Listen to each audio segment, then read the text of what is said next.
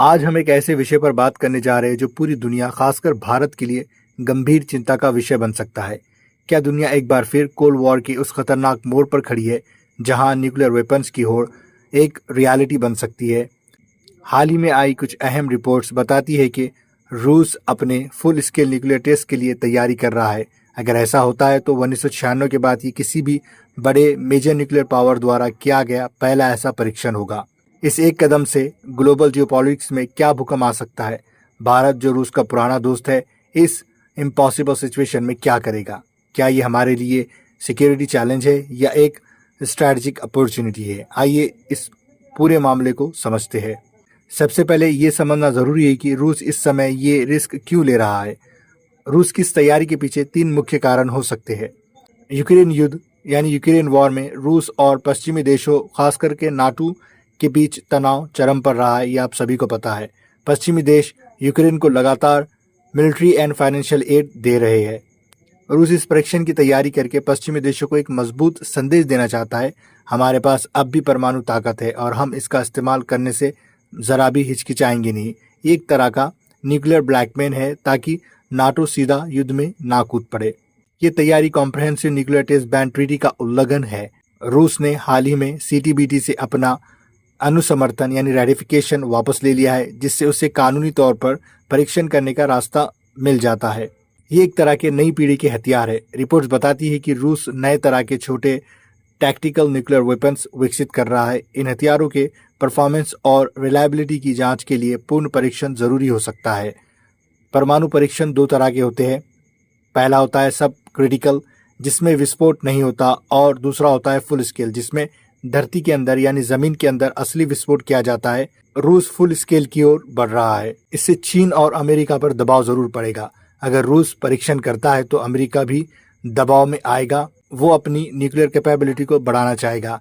ये सीधे तौर पर न्यूक्लियर आर्म्स रेस को फिर से शुरू कर देगा, जिससे रूस को इंटरनेशनल स्टेज पर एक मजबूत मोल भाव की शक्ति यानी बार्गेनिंग पावर मिल जाएगी। अब बात करते हैं महत्वपूर्ण सवाल की। रूस की इस तैयारी का भारत पर क्या असर पड़ेगा या किस तरीके से सीधा सीधा असर पड़ेगा? भारत के लिए ये एक जटिल और 3 वे चैलेंज हो सकता है, जैसे चीन का उकसाना। अगर रूस अपनी परमाणु परीक्षण पर लगा प्रतिबंध तोड़ता है तो चीन को भी ऐसा करने का खुला लाइसेंस मिल जाएगा। चीन पहले ही अपनी परमाणु क्षमता का एक्सपेंशन कर रहा है। अगर चीन परीक्षण करता है तो भारत पर अपनी डिफेंसिव कैपेबिलिटीज को बढ़ाने का ज़बरदस्त दबाव पड़ेगा। ये हमारे उत्तरी सीमा पर असुरक्षा यानी इनसिक्योरिटी को ज़रूर बढ़ाएगा। पाकिस्तान हमेशा चीन और अन्य इस्लामी देशों की ओर देखता है। यदि क्षेत्र परमाणु होड़ बढ़ती है तो पाकिस्तान भी भारत को काउंटर करने के लिए अपनी मिसाइल डिलीवरी सिस्टम को अपग्रेड करने की कोशिश ज़रूर करेगा। इससे क्षेत्र में फिजाइल मटेरियल यानी विखंडनीय सामग्री के उत्पादन में वृद्धि जरूर होगी यानी बढ़ोतरी होगी, जिससे न्यूक्लियर सिक्योरिटी और अनस्टेबल होती जाएगी। रूस का ये कदम 1970 के न्यूक्लियर नॉन प्रोलिफरेशन ट्रीटी और सीटीबीटी जैसे समझौतों को कमजोर कर देगा। भारत हमेशा मल्टीलैटरलिज्म और ग्लोबल पीस का समर्थक रहा है। इस व्यवस्था के टूटने से भारत की डिप्लोमेटिक पोजीशन कमजोर हो जाएगी। तो इस मुश्किल दौर में विश्वगुरु बनने की ओर अग्रसर भारत क्या कदम उठाएगा? भारत अपनी स्ट्रैटेजिक ऑटोनॉमी को कैसे बनाए रखेगा? भारत के पास इस संकट से निपटने के लिए 3 मुख्य रास्ते हो सकते हैं, जिसमें शामिल है डिप्लोमेटिक बैलेंसिंग एक्ट। भारत रूस से दूरी नहीं बना सकता क्योंकि हम 60 से 70% डिफेंस रिक्वायरमेंट्स के लिए अभी भी रूस पर निर्भर है।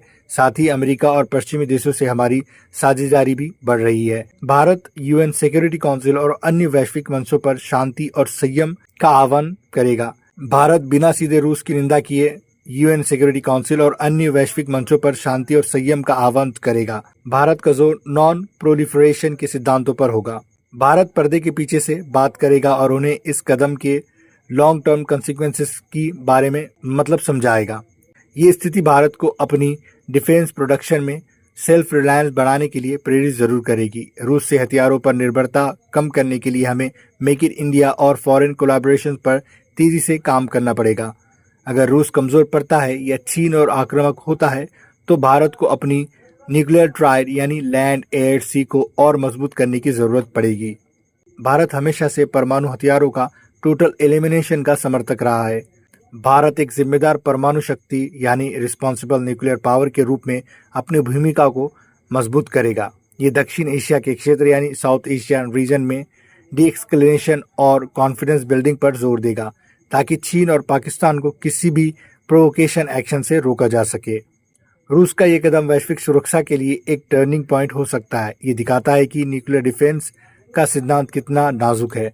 भारत को इस समय शांत, संतुलित और रणनीतिक दृष्टिकोण अपनाने की जरूरत है। हमें अपनी दोस्ती को निभाना है, अपनी सुरक्षा को प्राथमिकता देनी है और विश्व शांति के लिए अपनी आवाज को मजबूत करना है। रूस की तैयारी हमारे लिए एक कठिन परीक्षा है। ये हमें याद दिलाता है कि दुनिया में कोई भी देश अकेला नहीं है और एक शक्ति का लिया गया निर्णय पूरी दुनिया को प्रभावित कर सकता है। भारत की असली ताकत कूटनीति और ग्लोबल मोरल लीडरशिप में है, ना कि सिर्फ सैन्य शक्ति में। हमें उम्मीद करनी चाहिए कि रूस इस खतरनाक रास्ते पर आगे ना बढ़े। आपकी क्या राय है? इस स्थिति में भारत सरकार को कौन सा कदम तुरंत उठाना चाहिए? नीचे कमेंट बॉक्स में ज़रूर बताएं और अगर वीडियो पसंद आए तो लाइक ज़रूर करें।